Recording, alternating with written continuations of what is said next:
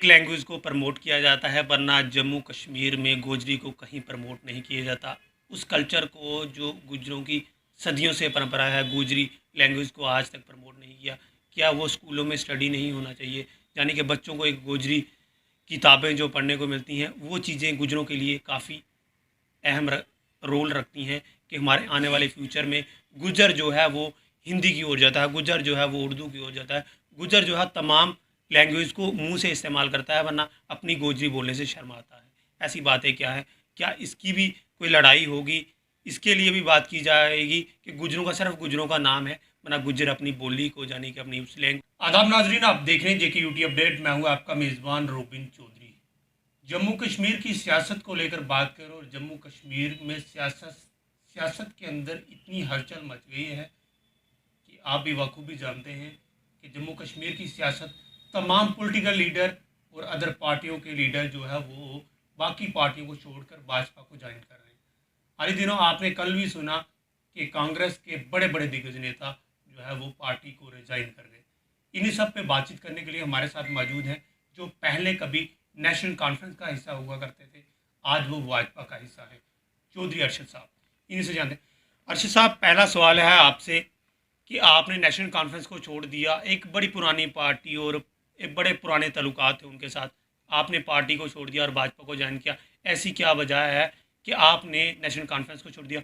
आपकी नज़र में, आपके जहन में ये बातें आई कि नेशनल कॉन्फ्रेंस जो है वो वजूद में नहीं है, नेशनल कॉन्फ्रेंस का जो है सफाया हो गया जम्मू से, ऐसा लगा कि आपने पार्टी को छोड़ दिया, जब आपको भाजपा के अंदर कुछ अच्छा लगा? शुक्रिया रावण जी। सबसे पहले मैं ये वजाहत करूँ आपसे कि मैंने नेशनल कॉन्फ्रेंस को इसलिए नहीं छोड़ा कि नेशनल कॉन्फ्रेंस का सफाया हो गया या होने वाला है। आप किसी भी पार्टी को राइट ऑफ नहीं कर सकते, बल्कि और ये बात है कि हम लोग अगर सियासत में हैं, पॉलिटिक्स में हैं, अगर किसी पार्टी को हम ज्वाइन करते हैं तो मकसद हमारा होता है लोगों की खिदमत करना।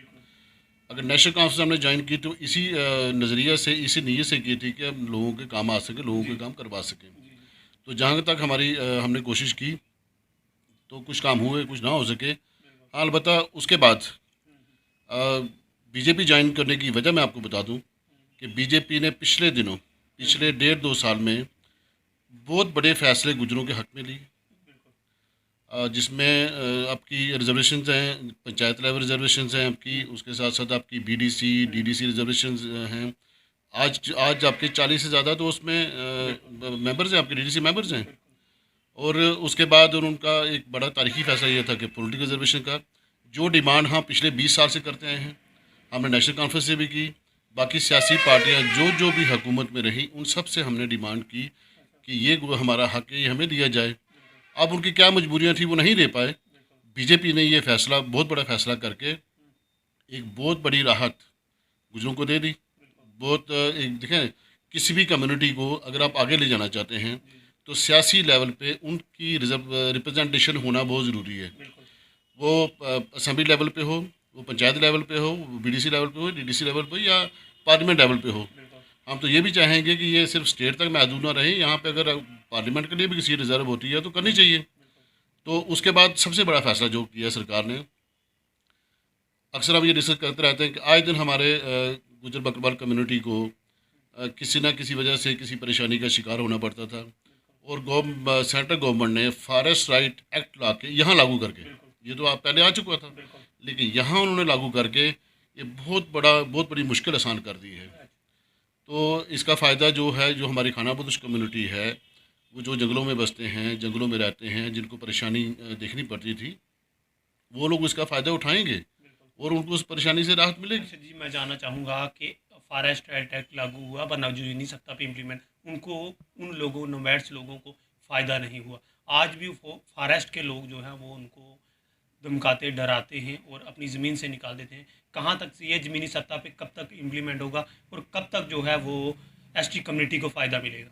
और आप पार्टी में कितनी जदोजहद करें? देखें, ये आपके सामने रिसेंटली ये फैसला हुआ है फॉरेस्ट राइट एक्ट का।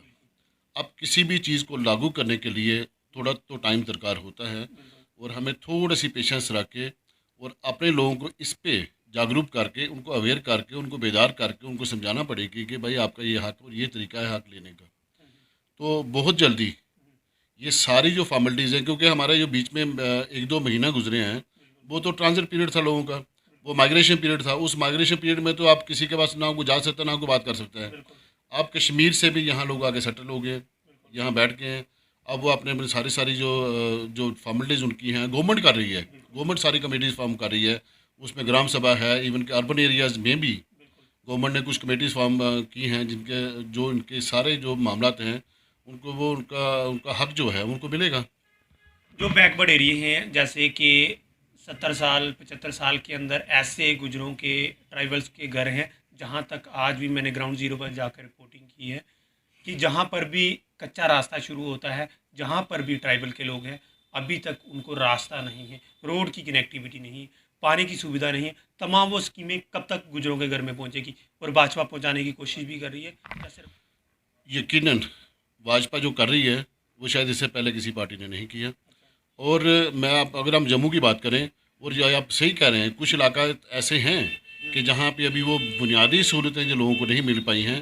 देखिए बुनियादी सहूलत में सबसे बड़ी बेसिक चीज़ जो है वो है तालीम। हम तो सबसे पहले ये चाहेंगे कि जहाँ जहाँ भी गुजर बस्ती हैं वहाँ स्कूल कायम किए जाएँ, स्कूल कायम किए और वहाँ तक रास्ते पहुँचाए जाएँ, ताकि स्कूल तक वो हमारे बच्चे बच्चियाँ स्कूल जा सकें और तालीम हासिल कर सकें। और बाकी फैसिलिटीज़ भी देखें, पिछले दिनों अभी 3 दिन पहले 15 नवंबर को प्राइम मिनिस्टर साहब ने एक ऐलान किया ट्राइबल प्राइड डे का। और उनका मकसद यही था कि जो भी ट्राइबल लोग हैं, जहाँ जहाँ वो जंगलों में बसते हैं, जहाँ जहाँ भी उनकी आबादियाँ हैं, उनको वो सारी सहूलियत मुहैया की जाएँ। और उसके लिए हम प्राइम मिनिस्टर साहब का शुक्रिया अदा करते हैं। यहाँ पे जो एलजी साहब यहाँ पे हैं उनका शुक्रिया अदा करते हैं। और पार्टी ने जिस तरह का काम गुजरों के लिए किया है, हम तो तहे दिल से पार्टी के शुक्रगुजार हैं। और उम्मीद करते हैं और यकीन भी हमें इस बात का कि पार्टी जो जो मुश्किलात गुजरों की हैं, जिस तरह से प्राइम मिनिस्टर साहब ने कहा है, एलजी साहब ने स्पेशली ये बात कल हम उनसे मिले हैं, उन्होंने कहा है कि प्राइम मिनिस्टर साहब की डायरेक्शंस हैं कि आप शेड्यूल टाइप कम्युनिटी को इनकी जो मुश्किलात हैं जल्दी से जल्दी दूर करने की इस पे काम किया जाए, इस पे कोशिश की जाए, ताकि ये लोग भी बाकी लोगों के साथ शामिल हो सकें। और जहाँ तक मैं एक बात और इसमें ऐड करता चलूँ, हम जम्मू की बात करते हैं। जम्मू की पेरिफेरी में या जम्मू में भी अभी बड़ी सारी मुश्किलात हमें हैं। देखिए उसका एक मेन कारण तो ये भी रहा ना, मेन वजह उसकी ये रही कि यहाँ हमें नुमाइंदगी मिली नहीं। क्योंकि राजौरी पुंछ चाहे रियासी हो या कश्मीर हो, वहाँ पे कोई ना कोई गुजर लीडर इलेक्ट होकर जाता रहा है। जम्मू से मुझे बताएं आज तक कोई असेंबली कॉन्स्टिट्यूंसी यहाँ रिजर्व हुई नहीं। अब रिजर्व होगी कॉन्स्टिट्यूंसी, अब आपको रिप्रेजेंटेशन यहाँ मिलेगी जब आपका एमएलए यहाँ से चुन के जाएगा, और जब आपका नुमाइंदा यहाँ से चुन के जाएगा वो आपके काम करेगा ना। और तब वो ये काम तभी पॉसिबल है कि जब जो निगलेक्टेड एरियाज़ हैं पिछले 70 साल में जो इनको निगलेक्ट किया गया, अगर उनको प्रॉपर नुमाइंदगी मिलेगी तो हम यकीन उम्मीद रख सकते हैं इस बात की कि गुजरों के आने वाले दिन जो हैं वो इंशाल्लाह जाने की कोशिश करूँगा कि जैसे हम गए दक्षिण मड़ुआ के एरिए में, पत्नीटाप के दूर दराज जहाँ पे मोबाइल स्कूलों की काफ़ी, वरना मैंने ये आकर देखा कि उनकी स्टडी नहीं होती। यानी कि एक मोबाइल स्कूल, वो टीचर्स तो हैं, वरना वो बच्चों को प्रॉपर तरीके से स्टडी नहीं मिलती, उनको पढ़ने का पूरा तरीका नहीं है, और नज़रअंदाज किया जाता है कि कहीं ना कहीं वेरीफाई करना चाहिए कि टीचर बच्चे को पढ़ा भी रहा है, कि बच्चा पढ़ भी रहा है, तमाम वो स्कीमें गुजरों तक पहुंच भी रही है। ज़मीनी सतह पे कभी जाकर लोगों के साथ, वो नंबैड्स फैमिली के साथ मुलाकात हुई है आपकी? और इन चीज़ों पे थोड़ा सा गौर फरमाएं कि आखिर जो मोबाइल टीचर्स हैं ये सिर्फ पे लेते हैं। पहले तो चलो 5,000 थी, अब एलजी साहब ने 10,000 कर दी, वरना बच्चों को भी तो एजुकेशन प्रॉपर तरीके से मिलनी चाहिए ना। फिर वो स्कीमें तमाम जो है वो ऑन रिकॉर्ड रहती हैं, उन लोगों तक नहीं पहुंचती। देखिए इसमें मैं सबसे पहले ये बात कहना चाहूँगा कि सबसे पहले हमें अपने लोगों को तैयार करना होगा अपने हक के लिए, कि जो स्कीम्स उनके लिए लाई जाती हैं उसका वो कितना फ़ायदा उठा पाते हैं, उसके लिए तैयार करना होगा। और जहाँ तक नमैड ये स्कूलों का ताल्लुक है, तो इसमें ऐसा है कि पहले मुझे बताएं 4,000 एक सैलरी थी, 4,000 में कौन बंदा काम करेगा आपके लिए।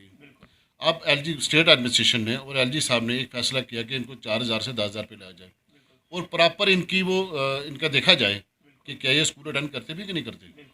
अब गवर्नमेंट ने ये भी इस पर जो स्कीम अभी रिसेंटली इन्होंने अनाउंस की और बहुत जल्दी होने वाला है कि जहाँ जहाँ जब ये इनका माइग्रेशन जब ये मूव करते हैं जम्मू से कश्मीर, कश्मीर से जम्मू, या अपने उस सहूलत के हिसाब से, तो उनके लिए शेल्टर शेड्स वहाँ बनेंगे, उनके लिए स्कूल कायम होंगे, और फॉरेस्ट राइट एक्ट में भी ये चीज़ वाज़ेह है अच्छा।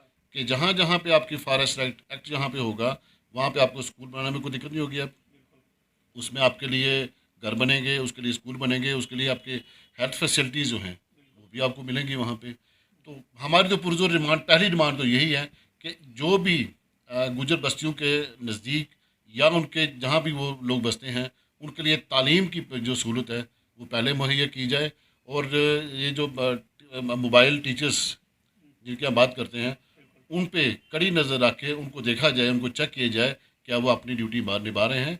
और हमें उम्मीद है कि स्टेट एडमिनिस्ट्रेशन इस पर बड़ा काम कर रही है और ये सिस्टम आपको आगे आगे इस पर अर्षद साहब, एक बात और जानने वाली है कि जैसे गुजरों को एक बड़ा नाम तो दिया भाजपा ने, और उस नाम के अंदर डोगरा रेजिमेंट बन गई, तमाम वो रेजिमेंट बनी जिसमें गुजरों को कहीं ना कहीं हम प्रमोट कर सकते थे। क्यों क्यों ना गुजर रेजिमेंट भी बने, वो गुजरों को भी मौका मिले। क्या गुजर भी देश के सिपाही हैं? अगर गुजरों को मौका मिले तो क्या ये सही बात नहीं है, गुजरों के हक की बात नहीं है? और अगर आप जद्दोजहद करें कि गुजर रेजिमेंट बन जाए तो कितना देखिए फ़ायदा हम तो होगा? चाहेंगे, हमने अक्सर ये डिमांड हम पहले भी करते रहे हैं क्योंकि मेरा ताल्लुक गुजर देश चैरिटेबल ट्रस्ट से है और वहाँ से भी क्योंकि वो एक सोशल ऑर्गेनाइजेशन है और वहाँ से भी और जहाँ जहाँ भी हमें को मौका मिला हमने ये डिमांड पहले भी करी है कि गुजर रेजिमेंट बननी चाहिए। आपके लोग जो सर्व करना चाहते हैं देश के लिए, वो अपना अपना देना चाहते हैं सर्विसेज देश के लिए, उनको मौका मिलना चाहिए और ये डिमांड हम करते रहेंगे। जो भी जेन्युइन डिमांड्स होंगी हमारी वो हम प्रोजेक्ट हमेशा करेंगे। और भाजपा पे हमें ये उम्मीद है, प्रेजेंट लीडरशिप पे और ये भाजपा पे हमें ये उम्मीद है कि अब ये चीज़ें जो हैं ये पॉसिबिलिटी की तरफ और जा रही हैं। हर एक लैंग्वेज को प्रमोट किया जाता है, वरना जम्मू कश्मीर में गोजरी को कहीं प्रमोट नहीं किया जाता। उस कल्चर को जो गुजरों की सदियों से परंपरा है, गोजरी लैंग्वेज को आज तक प्रमोट नहीं किया। क्या वो स्कूलों में स्टडी नहीं होना चाहिए? यानी कि बच्चों को एक गोजरी किताबें जो पढ़ने को मिलती हैं वो चीज़ें गुजरों के लिए काफ़ी अहम रोल रखती हैं कि हमारे आने वाले फ्यूचर में गुजर जो है वो हिंदी की ओर जाता है, गुजर जो है वो उर्दू की ओर जाता है, गुजर जो है तमाम लैंग्वेज को मुंह से इस्तेमाल करता है, वरना अपनी गोजरी बोलने से शर्माता है। ऐसी बातें क्या है? क्या इसकी भी कोई लड़ाई होगी? इसके लिए भी बात की जाएगी कि गुजरों का सिर्फ गुजरों का नाम है, वरना गुजर अपनी बोली को, यानी कि अपनी उस लैंग्वेज को भूल रहे देखें इस पे मैं आपको ये बताऊं कि जम्मू कश्मीर में 25 से 30 लाख तक गुजर पॉपुलेशन है। हैं। इसका मतलब ये है कि आपके यहाँ 30% पॉपुलेशन गुजर पॉपुलेशन है और ये वाहिद गुजर कम्युनिटी ऐसी है जिन्होंने अपना वो सारा ट्रेडिशनल वो सब चीज़ें कायम रखी हैं। और मैं तो चाहूँगा ये बात कि हमारी जो ज़ुबान जो है गोजरी ज़ुबान जो है इस पे भी तवज्जो दी जाए और हमारा ट्रेडिशनल और हमारी ज़ुबान जो है इसको कायम रखने के लिए या इसको स्कूलों में या इवन के एजुकेशन सिस्टम में लाने के लिए हम इस पर भी डिमांड करेंगे और उम्मीद है कि ये भी होगा एक इंशाल्लाह। सवाल दोबारा से रिपीट होगा। गुज्जर रेजिमेंट की बात की जाए तो आपने काफ़ी देखा जम्मू में एक नशे की ओर जो है वो ज़्यादा गुज्जर इस चीज़ में इन्वॉल्व हैं। बाइट्स हो गया, जैसे चर्च, ये चीज़ें नशे में ज़्यादा इन्वॉल्व हैं। आज वो गुज्जर जो पहलवानी करते थे, स्पोर्ट्स की ओर फर्स्ट नंबर पर आते थे, आज कहीं देखने वाली बात ये है कि गुज्जर जो है बड़े पीछे हैं, यानी कि नशे की ओर ज़्यादा जा रहे हैं। क्या गुज्जरों को स्पोर्ट्स में अगर ट्राइबल की तरफ से प्रमोट किया जाए और स्पोर्ट्स में लाया जाए, फिर से उनको मौका मिला स्पोर्ट्स में आने का? क्योंकि सबसे बड़ी मजबूरी है, एक पैसा जब इनकम सोर्स होगा तो वो स्पोर्ट्स में भी आएगा। और गुज्जरों ने एक मुहिम चलाई है जिसमें वो स्मगलिंग का काम कर रहे हैं। तो ये कहाँ तक सही है? गुज्जर जो है बर्बादी की ओर जा रहे देखिए ऐसा नहीं है, ये तो सोसाइटी में अगर कोई बुरी चीज़ आती है या बुराई आती है उसको किसी किसी एक कौम के साथ जोड़ के देखना वो शायद मुनासिब नहीं होगा। लेकिन जो आपने बात की कि गुजर, मैं ये मानता हूँ इस बात को कि गुजर सही माने में बड़ी टैलेंटेड कम्युनिटी है, बड़ी टैलेंटेड लोग हैं। और इनकी इनकी जो मतलब आप फिज़िकल स्ट्रेंथ की बात करें चाहे वो स्पोर्ट्स को लेके हो, यहाँ पे अगर वैसे स्पोर्ट्स इंफ्रास्ट्रक्चर क्रिएट किया जाए, जैसे कल भी हमारी ये बात हुई तो एलजी साहब ने ये बात कही थी कि चूँकि शाहिद चौधरी साहब ट्राइबल डिपार्टमेंट को बड़े अच्छे तरीके से हैंडल कर रहे हैं, बड़े अच्छे तरीके से चला रहे हैं वो। और उन्होंने कहा था उनके पास ये यूथ विंग पे यूथ पोजीशन उनके पास ही है, तो हम उनसे ये गुजारिश करेंगे कि जितना ज़्यादा से ज़्यादा होता है इन लोगों को स्पोर्ट के साथ जोड़ा जाए, वो स्पोर्ट्स फैसिलिटी दी जाए, अलग से हो। हम तो चाहते हैं ट्राइबल ट्राइबल कम्युनिटी के लिए अगर हमारी इतनी बड़ी पॉपुलेशन है उसके लिए स्कीम्स लाई जाएँ। हमने तो ये भी कल कहा कि हम सिर्फ मिल्क इंडस्ट्री तक ही क्यों महदूद रहें। हम ये चाहेंगे कि गवर्नमेंट हमारे लिए कुछ ऐसी स्कीम चलाएं, जैसे इंडस्ट्री सेक्टर है या और डिफरेंट सेक्टर्स हैं, जिससे हमारे नौजवान, अगर इनके पास काबिलियत है, अब तालीम भी आ गई है, बड़ी सारी चीज़ें हैं, तो इनको अब अपना वो मौका मिले, वो मौका मिलना चाहिए जिसमें ये अपना अपना काम कर पाएँ, अपना काम अब करके लास्ट दिखा। सवाल करेंगे। पहले तो नेशनल कॉन्फ्रेंस में थे, अब भाजपा में आगे, क्या पैगाम दोगे गुजर कम्युनिटी को, जो गुजर कम्युनिटी आपको लाई करती है, जाने कि आपको पसंद करती है कि आप नेशनल कॉन्फ्रेंस के लीडर थे, आज उनको क्या पैगाम दोगे भाजपा देखिए, के? मैं ये चाहूँगा कि जिस पार्टी ने आपके लिए इतनी बड़ी बड़ी स्कीम्स लॉन्च की हैं, और जो जो बातें अभी हमने जो डिस्कस की आपस में, जो अभी कुछ चीज़ें रहती हैं, वो और हम वक्तन फ़वक्तन ये डिमांड करते रहेंगे। और हमें ये लगता है, मुझे ये पर्सनली ये लगता है कि भारतीय जनता पार्टी एक ऐसी पार्टी है कि जो ये हमारी डिमांड्स और हमारी जो भी इश्यूज़ हैं उनको एड्रेस करेगी, उनको देखेगी। और मैं तो ये चाहूँगा, मैं तो रिक्वेस्ट करना चाहूँगा गुजर कम्युनिटी से कि आपको आगे बढ़ना चाहिए, और जहाँ जहाँ आपका फ़ायदा है, अपने फ़ायदे के लिए आगे आएँ, और अपनी अपनी कम्युनिटी की डेवलपमेंट के लिए, अपनी बाकी चीज़ों के लिए आगे आएँ और इसमें शामिल हो ये जाएँ। थे हमारे साथ चौधरी अरशद साहब। तमाम वो सवाल किए जो जनता के सवाल थे, जनता के अंदर जाने के, गुजर कम्युनिटी के अंदर एक नाराज़गी थी कि अरशद साहब ने जो है वो नेशनल कॉन्फ्रेंस को छोड़ा और भाजपा को ज्वाइन किया। लोगों के अंदर काफ़ी नाराज़गी थी, वो नाराज़गी आप लोगों के सामने तमाम उन मुद्दों पर बातें हुई जो ट्राइबल के लोगों के साथ जुड़े मुद्दे थे, जिन लोगों, जो परेशानियां थी ट्राइबल के लोगों पर, और उन्होंने कहा कि इंशाल्लाह उनको पूरा करके दिखाएंगे, क्योंकि टाइम चाहिए किसी काम को करने के लिए, और आहिस्ता आहिस्ता जो है वो प्रोसेस चल रहा है, यानी कि काम चल रहा है। आने वाले दिनों में जो है इम्प्रूवमेंट आप लोगों के सामने होगी। फिलहाल हर एक रिपोर्ट के साथ आप देखते रहे जेके यूट्यूब।